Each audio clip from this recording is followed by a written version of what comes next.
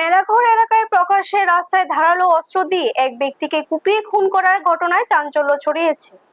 একই হামলায় বাবা ও ছেলে গুরুতর আহত হন। তাদের উদ্ধার করে দ্রুত হাসপাতালে ভর্তি করা হয়েছে, সেখানে চিকিৎসাধীন অবস্থায় রয়েছে। ঘটনার পর এলাকায় ব্যাপক উত্তেজনা সৃষ্টি হলেও অভিযোগ উঠেছে যে এখনো পর্যন্ত মূল অভিযুক্তদের গ্রেপ্তার করতে পারেনি মেলাঘর থানার পুলিশ।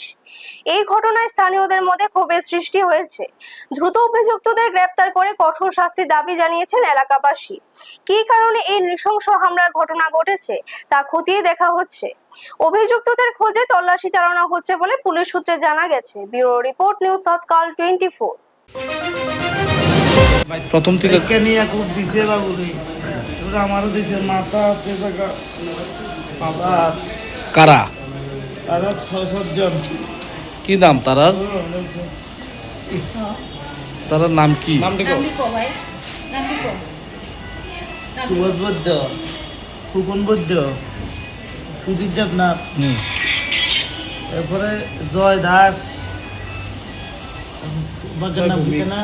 প্রদীপ সরকার। প্রদীপ সরকার, একটা টেন্ডা। আপনারা দেখছেন নিউজ তৎকাল 24।